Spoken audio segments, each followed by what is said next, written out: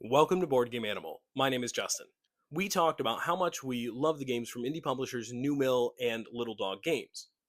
And today, we have the treat of talking about some of the next games that are coming down the pipeline from New Mill and Little Dog that you can pre-order now. So let's get right to it and ramp up. First, we're going to talk about Tezuma Trick, which in a vacuum I think is absolutely phenomenal. And I would probably give it a near perfect score, isolated in and of itself. However, strangely enough, it falls in an interesting space for me personally. I adore the draft at the beginning of the game, where players are going to choose a pain suit, a special power to use, and a bet option. And I really find all of that super interesting. The rules suggest using the same powers and bets for each hand of the game, but it says as an option you could mix it up each round, which for me makes all the difference. I will always play the latter, keeping a nice game with a lot of variables super fresh each round.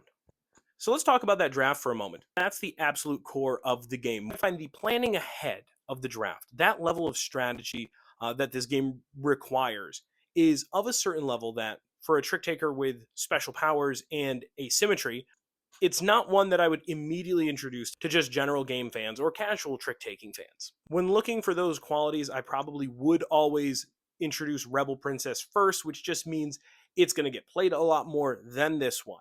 And then vice versa, when playing with folks who would jive with this level, there are just other trick taking games I probably would be drawn to first, including some we're about to talk about. But that being said, I'll make it abundantly clear that when played with the right group, I think that Tezuma Trick is absolutely sublime, and I'm still going to come down at a 7.5 for it. And I actually think of all the ones here, this is the one that's going to grow the most for me, the more opportunities I get to play it with the right group. Segue for a moment with me, if you will. I have to be honest with you all.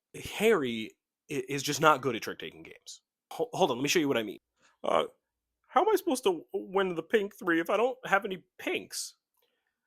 So what does a frog do again? Wait. So if I only have 2 blues, should I save them for later? I'll play a 3. I'll play a 4, but I'll make it blue. Wait. Oh wait, I can't do that. Can I play so if I play a red trick, you have to play red, right?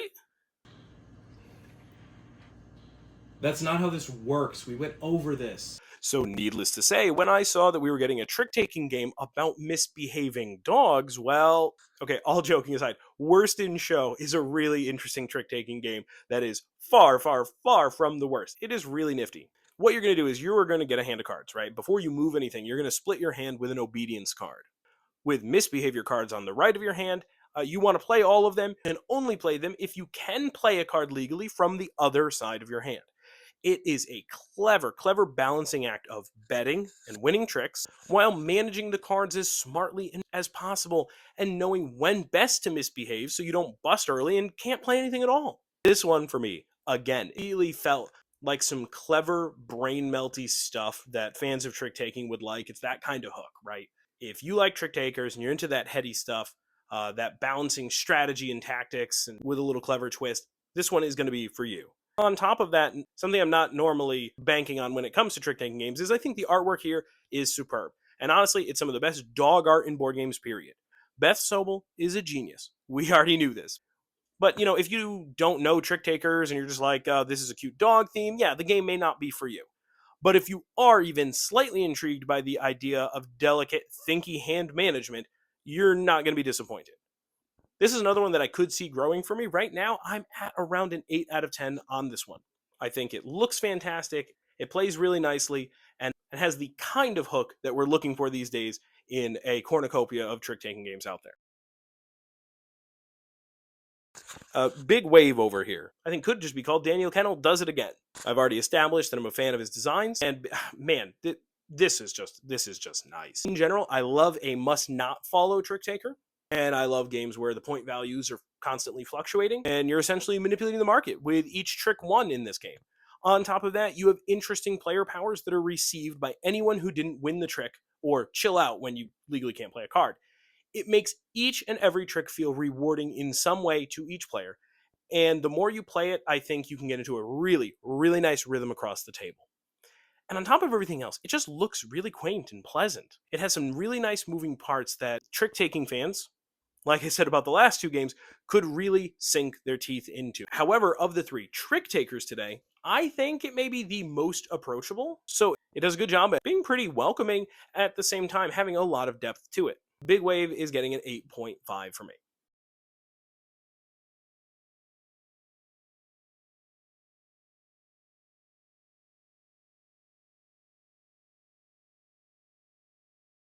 With Crisps, I'm going to get right to the point. It's no secret that I really like Crisps. We did a rules teach. We talked about it when we reviewed the other games and had only played in Board Game Arena at the time.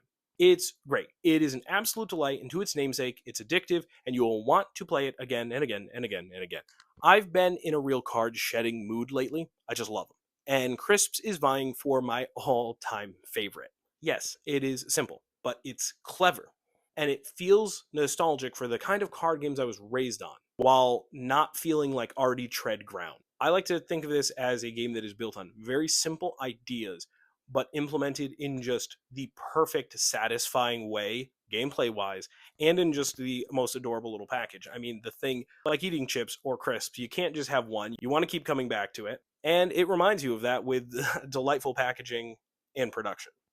And so for me, just based on the pure fun of this one and the rate at which I want to keep coming back to it, I've held back a little bit, but knowing me and my taste in games, I think it's silly at this point not to say I'm giving Crisps a 10. In summation, these are all really good, solid games. The Trick Takers, I would, with my discretion, recommend mostly for people who already know they like trick taking games. None of these are necessarily my first trick taker. Big Wave may be something that is easy to get into, but even with some of the fluctuating market stuff in the game, it may take a little getting used to. But if you have crossed that line and you're already a fan of the genre, you're not going to do wrong with any of these. And I hope some of the comments we made will help guide you. And if you have any questions, please feel free to leave them down below, and I'd be happy to answer them. Crisps is one, though, that I honestly do think everyone should play, but just know that its charm comes in its clever and clean simplicity, but in a perfect little package that you most certainly have room for in your collection. Huge thanks to New Mill, Little Dog, for the review copies. We super appreciate the support and really love getting to work with publishers that we love. And keep in mind that we are always still very honest in our reviews. If there was something I didn't care about in a game, believe me, I would tell you. Thanks so much for watching, liking, commenting, and subscribing. And don't forget to always play board games like an animal, even if it means you're going to be, misbehaving a little bit. Connie told me that Arcs is a very simple trick-taking game that I should give a try. Give me strength.